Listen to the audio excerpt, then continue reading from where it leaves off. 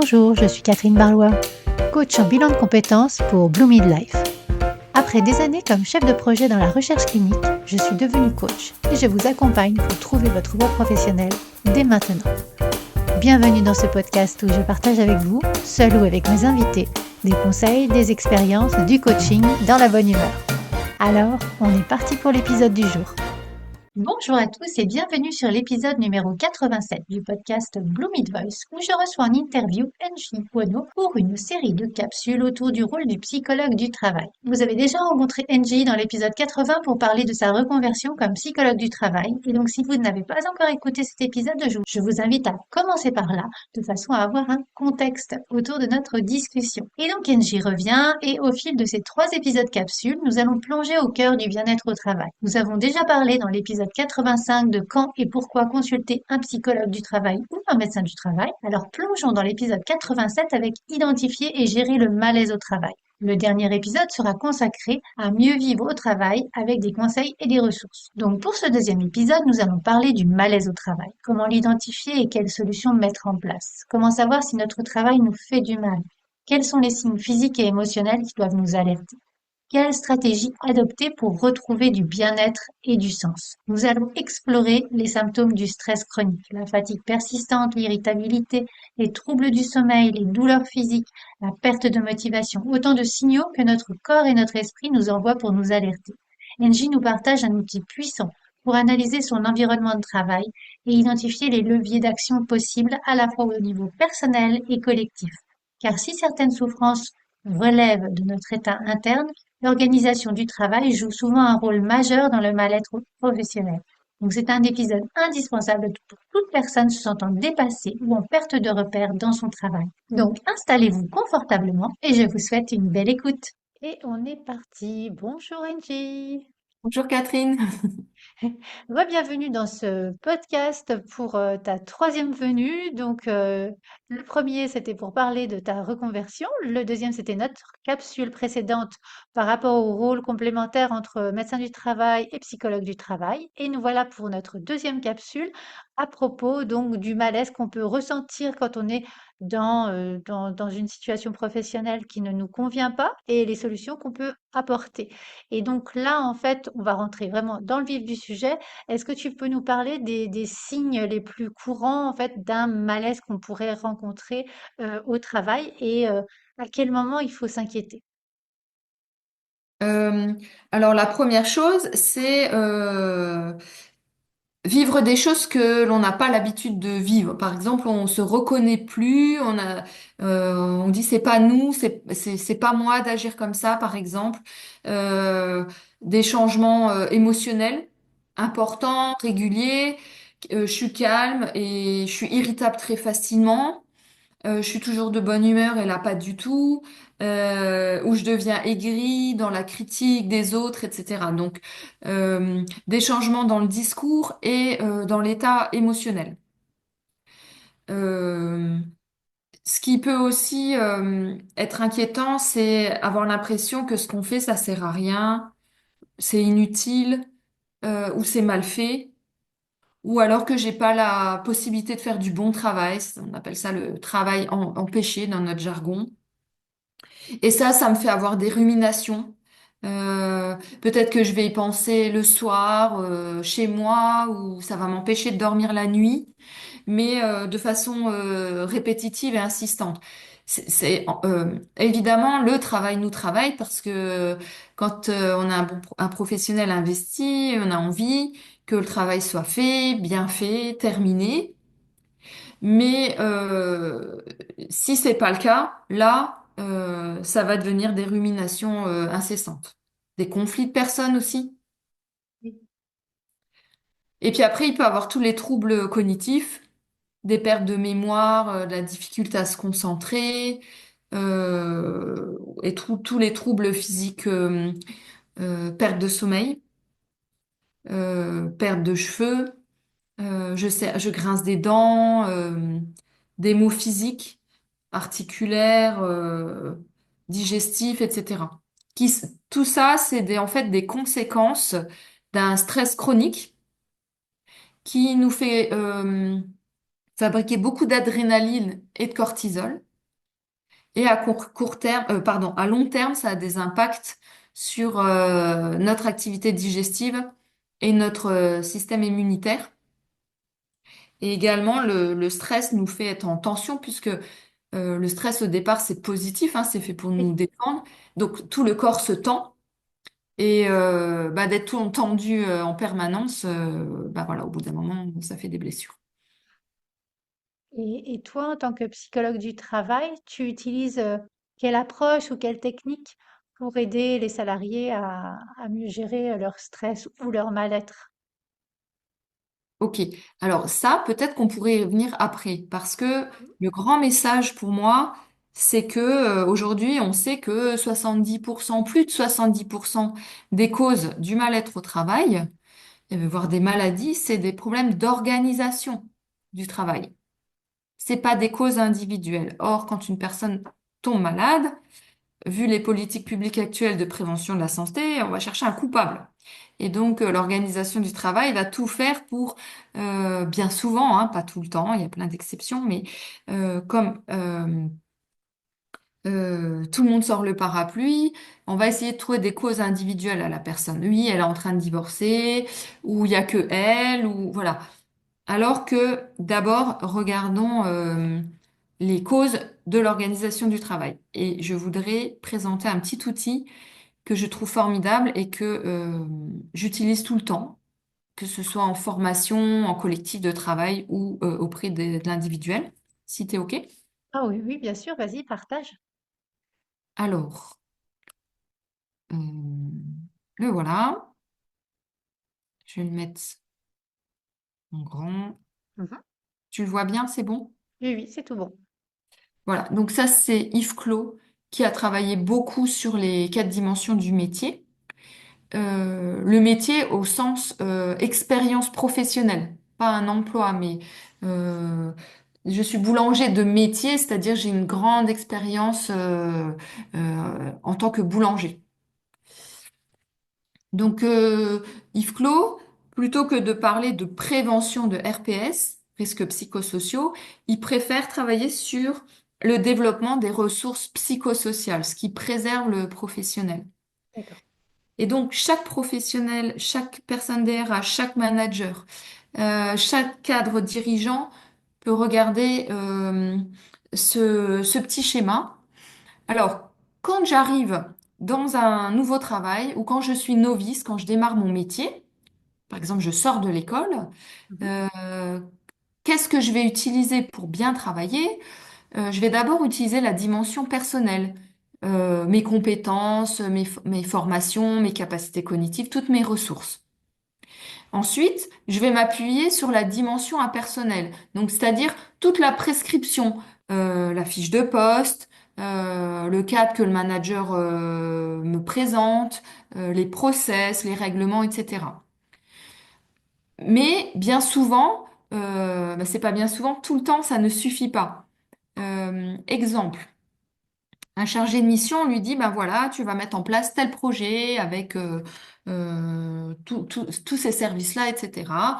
Donc lui, il prépare toute sa démarche, il fait une réunion et les professionnels, ils lui disent, mais en fait, ton projet, nous, on s'en fiche, on n'a pas que ça à faire, on veut pas le faire. Et ça, c'est le réel du travail. C'est-à-dire, c'est ce qu'il y a entre la prescription et le travail réalisé. Et qu'est-ce que toute l'intelligence que je dois déployer pour y arriver. Oui. Donc là, je vais vivre une expérience forcément affective avec le travail parce que ça va me mettre en difficulté.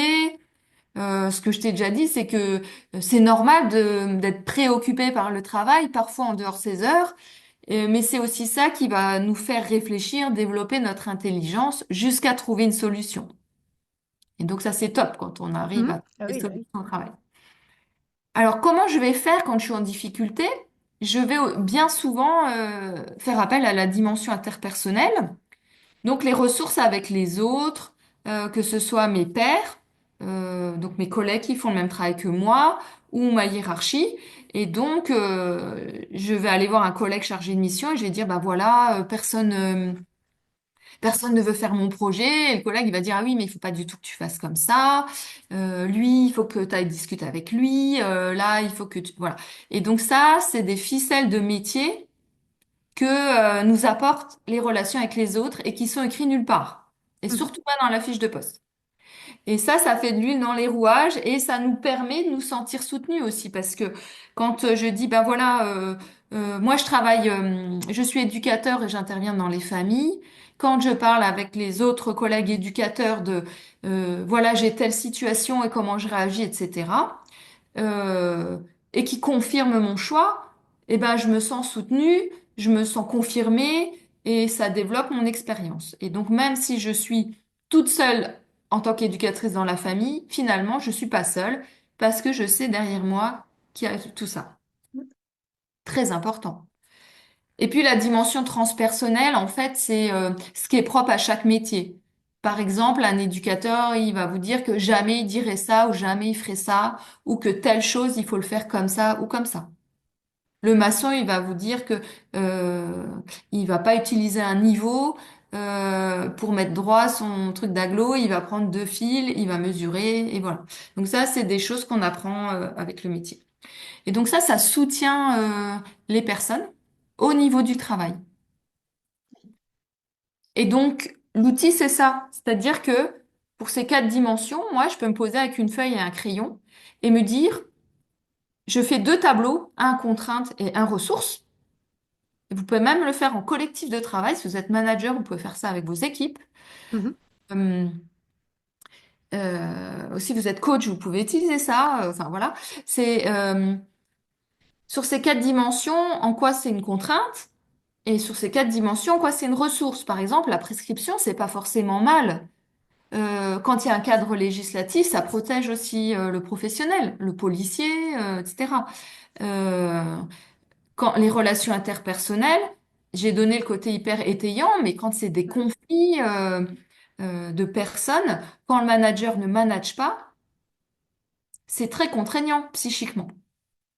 Donc voilà, je vais pas aller plus loin, mais disons que euh, déjà, regarder ça, travailler sur ça, c'est déjà beaucoup de travail et ça permet de préserver la santé mentale au travail des personnes. Et là, j'entends beaucoup là, c'est quoi les after work, c'est comme ça qu'on dit? Ouais, alors là, c'est la mode des after work. Ça m'énerve un peu. C'est-à-dire que imagine que au travail, la prescription elle est hyper contraignante. J'ai rien le droit de faire. Je peux absolument pas avoir de l'autonomie et de la créativité. Que je suis en conflit avec mes collègues et que mon manager est complètement absent et que on me demande d'aller faire un after work, ben je vais pas avoir envie. Mais quand je vais refuser l'after work, ce que j'entends, c'est que des professionnels, ils se font accuser de mettre une mauvaise ambiance ou de nuire à la cohésion d'équipe. Donc moi, ce que je propose, c'est plutôt de regarder le travail. Est-ce que les personnes peuvent faire du bon travail? Est-ce qu'ils ont les ressources pour le faire? Mettre des règles du vivre ensemble pour s'assurer que les choses se passent correctement, que les personnes peuvent se parler dans un climat de confiance. Et après, si elles ont ça, les personnes, elles-mêmes, elles vont organiser l'after work. Oui. Là, plutôt dans le sens là. Mais Mhm. payer un after work, euh, d'ailleurs, ils sont pas dupes, les professionnels. Ils disent, voilà, on n'a pas le matériel, on n'a pas ci, pas ça, mais on nous paye un séminaire. Mais nous, on s'en fout du séminaire, on veut de quoi travailler, quoi. Donc ça, c'est les causes organisationnelles. Et elles sont nombreuses.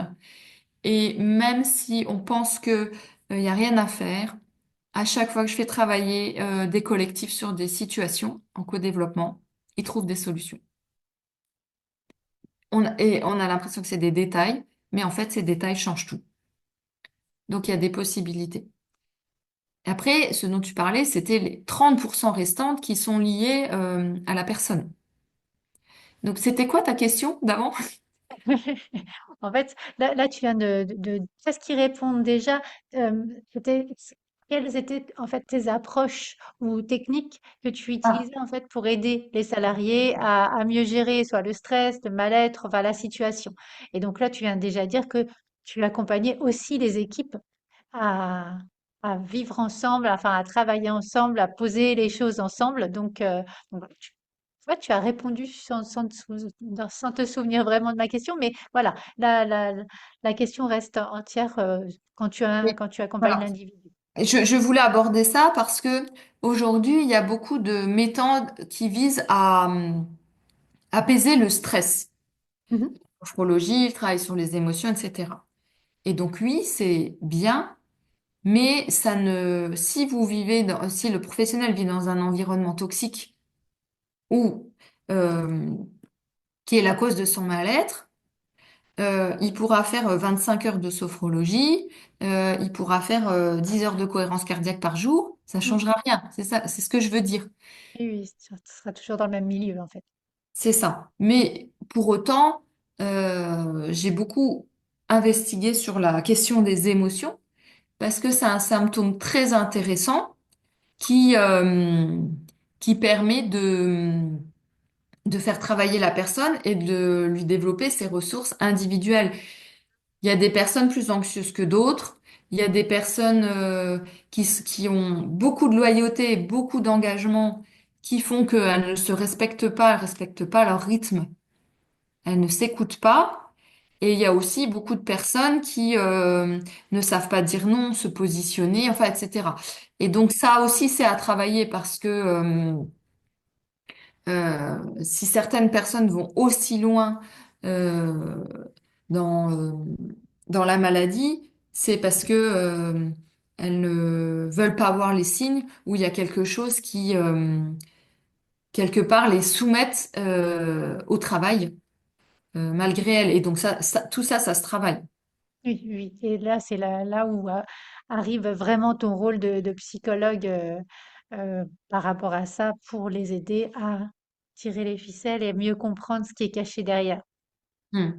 Voilà, je développe les ressources. Ou alors, quand j'étais dans cet environnement-là, euh, qu'est-ce qui s'est passé pour moi? Et vraiment en faire quelque chose, le digérer, parce qu'après, des professionnels qui ont vécu ces choses-là enfin beaucoup. Je me rends compte qu'ils ont des difficultés à trouver un travail parce qu'ils ont beaucoup d'appréhension. Donc rien qu'en regardant les offres, ils s'autorisent pas en disant, oh non, ça va être la même entreprise, ça va être la même organisation du travail. Et Mhm. donc après, la personne, elle reste dans ce milieu-là toxique parce que tellement elle est dans l'appréhension. Ou j'ai un manager qui a été pathogène avec moi, euh, le moindre détail dans l'entretien du manager et tout de suite je vais fuir quoi. Mhm. Oui, oui.